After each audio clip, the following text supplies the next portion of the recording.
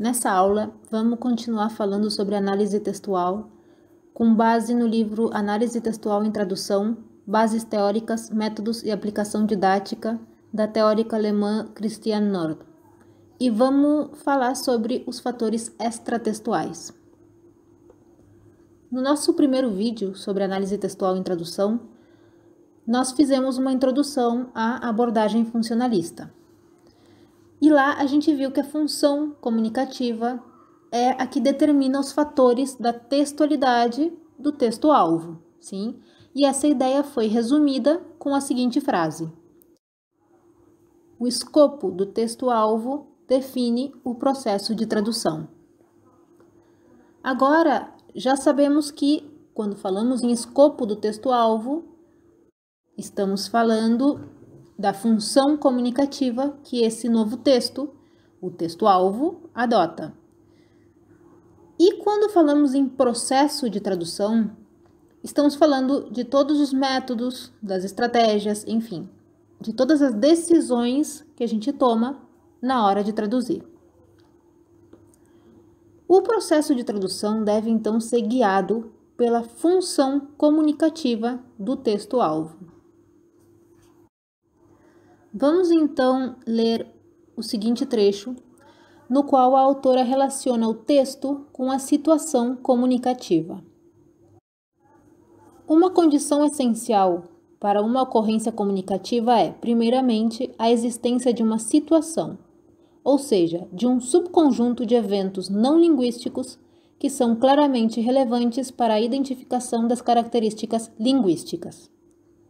Ele está, ou pode estar, fixado no tempo e no espaço e abrange pelo menos dois participantes que sejam capazes e estejam dispostos a se comunicar um com o outro com certo propósito e por meio de um texto. O texto é transmitido por um canal ou meio adequado e, idealmente, terá a função de cumprir o propósito comunicativo pretendido.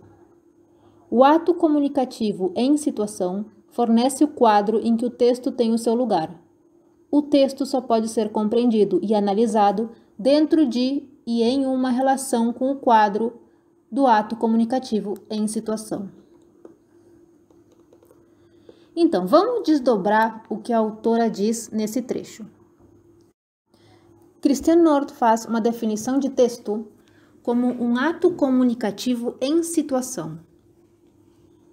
E o que é situação? De acordo com a autora, são todos aqueles eventos não linguísticos que determinam as características linguísticas do texto. Essa aqui é uma noção fundamental da teoria funcionalista. Todos esses fatores não linguísticos, sim, esses fatores da situação comunicativa, nós podemos chamar de fatores extratextuais. E eles nos fornecem um quadro do ato comunicativo, sim, que é o quadro em que o texto se situa, em que ele se contextualiza. E somente dentro desse quadro de contextualização da situação comunicativa é que nós podemos analisar, compreender e, finalmente, manipular o texto. Então, de acordo com esse quadro, o texto está ou pode estar fixado no tempo e no espaço.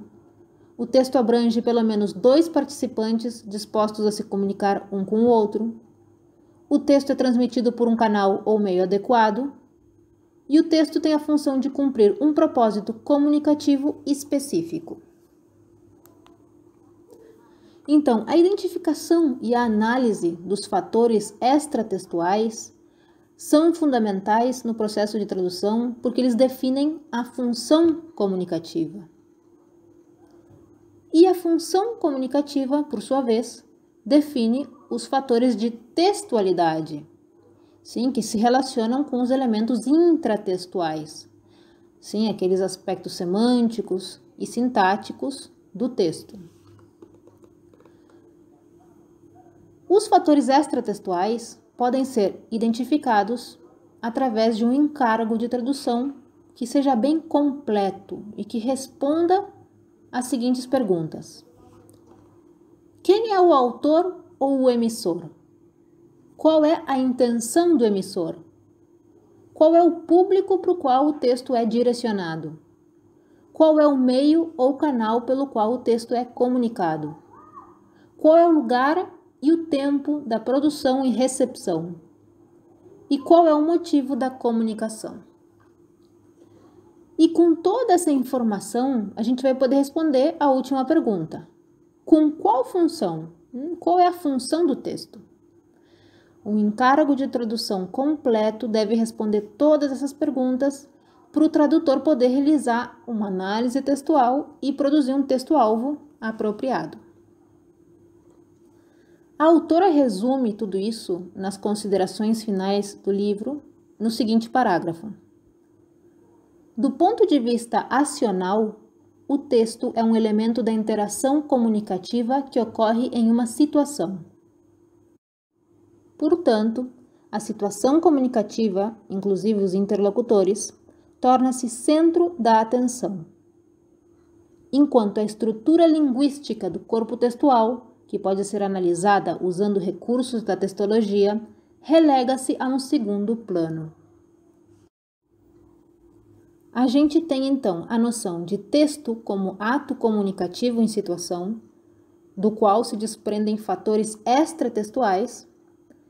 Esses fatores extratextuais têm preponderância sobre os fatores intratextuais na análise textual para tradução. Leiam o material disponível na plataforma e utilizem o fórum de intercâmbio para fazer consultas.